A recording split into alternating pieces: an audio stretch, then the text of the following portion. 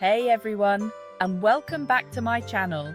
Whether you're new around here or we're old friends, I'm so glad to have you.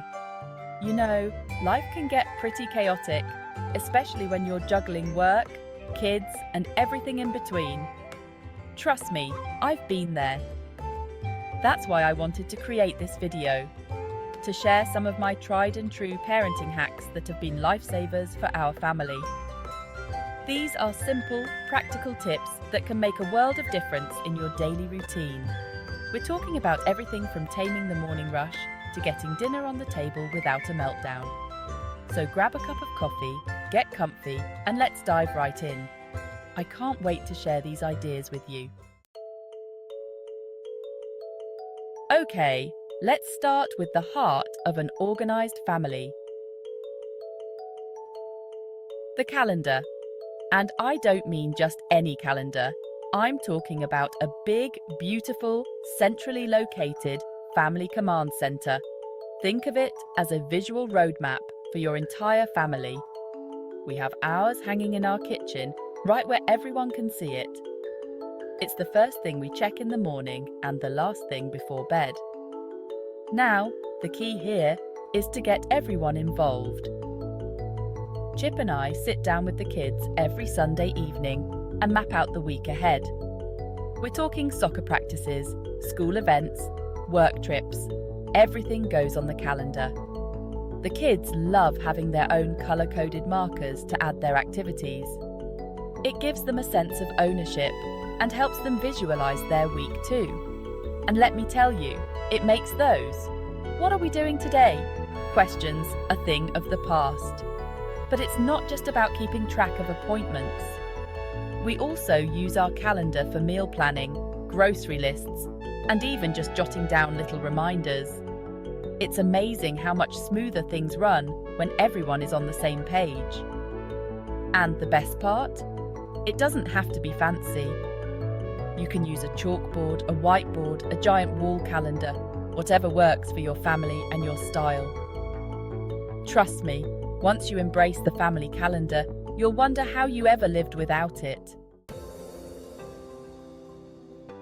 Okay, let's talk about everyone's favourite topic. Food. As much as I love cooking, I know that whipping up a homemade meal from scratch every night isn't always realistic. That's where the magic of meal prep comes in. Think of it as your secret weapon against those chaotic weeknights when everyone's tired and hungry. I like to set aside a couple of hours on the weekend to prep some easy, healthy meals and snacks that we can grab and go throughout the week. One of my favourite things to do is roast a big batch of veggies, things like broccoli, sweet potatoes, Brussels sprouts. They're delicious tossed into salads, served as a side dish, or even thrown into a quick pasta dish. Another lifesaver is cooking up a big pot of quinoa or brown rice. It's great to have on hand for quick lunches or dinners. You can easily add in some leftover protein, veggies, and a simple dressing for a satisfying and nutritious meal. I also love making a big batch of overnight oats or chia seed pudding for breakfast. The kids can just grab a jar and head out the door in the morning. And don't forget about snacks. I always make sure to have plenty of healthy options on hand, like cut-up fruit, veggie sticks with hummus, or homemade granola bars. The key to successful meal prep is to keep it simple and choose recipes that you know your family will love. You know I love a good DIY project. But you know what's even better than tackling a project solo? Getting the whole family involved. And that includes those little helpers who are always eager to lend a hand. Or, let's be honest, sometimes a tiny, sticky hand. Now, I'm not talking about putting them to work on a major renovation. But even young children can help out with age-appropriate chores around the house. It's all about finding ways to make it fun and engaging for them. One of our favourite things to do is turn chore time into a game. We'll crank up the music and see who can put away the most toys or sort the laundry the fastest. It's amazing how much they can accomplish when they're having a good time. We also believe in giving our kids responsibilities. They each have their own set of chores that they're responsible for each week. It could be anything from feeding the dogs to setting the table. And you know what? Not only does it help lighten our load, but it also teaches them valuable life skills, responsibility, and the importance of teamwork. Plus, it's a great opportunity to spend some quality time together. Even something as simple as letting them help with dinner prep can make a big difference. Our youngest loves washing vegetables, while our oldest is a pro at measuring ingredients. Remember, it's not about perfection, it's about progress. And who knows, you might even discover that your little ones have some hidden talents.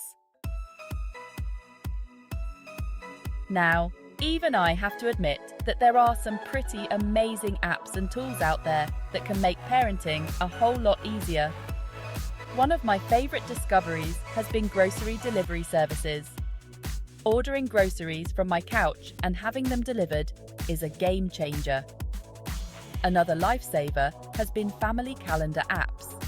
It syncs with all our devices, keeping everyone in the loop. Task management apps help me keep track of everything and assign tasks to family members. There are also great apps for connecting with your kids and creating fun family moments.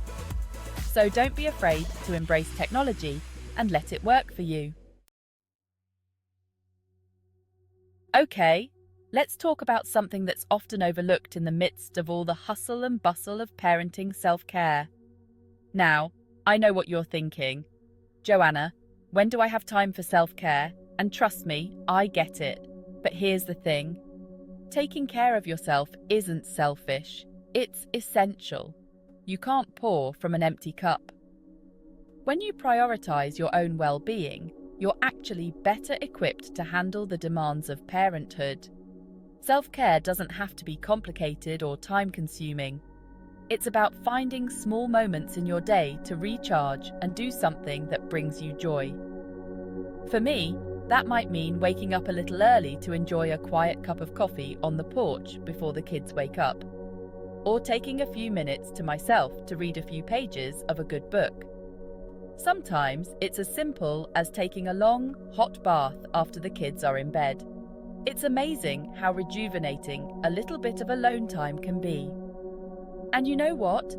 Sometimes self-care means asking for help. It's okay to ask your partner, a family member, or a friend to watch the kids for a few hours so you can have some time to yourself. Remember, you deserve to feel happy, healthy, and whole. You know, growing up in a big family, I learned early on the importance of leaning on each other for support. And let me tell you, that lesson has been invaluable as a parent. Here's the thing. Parenting is a tough job, and there's no shame in admitting that you need a little help sometimes. In fact, I think it's a sign of strength to recognize when you're feeling overwhelmed and to reach out for support. Whether it's asking your partner to take on more responsibility at home, calling on a grandparent to watch the kids for an afternoon, or simply venting to a friend who gets it. Having a support system in place can make all the difference. And you know what? Sometimes the best help comes from unexpected places. Don't be afraid to connect with other parents in your community, whether it's through your child's school, a local parenting group, or even just striking up a conversation with another parent at the park. Sharing tips, advice, and even just knowing that you're not alone in the trenches of parenthood can be incredibly comforting and empowering. Remember, you don't have to do this alone. There's a whole village of people out there who are rooting for you and want to see you succeed. Well, there you have it. Those are just a few of my favorite parenting hacks that have helped our family stay afloat amidst the chaos. I hope these tips have inspired you to find what works for your family and to embrace the beautiful, messy, and oh so rewarding journey of parenthood. Remember, there's no such thing as perfect parenting. We're all just doing the best we can with what we've got. Give yourself grace, embrace the chaos, and don't forget to savor those precious moments along the way. Thanks for joining me, and I'll see you in my next video.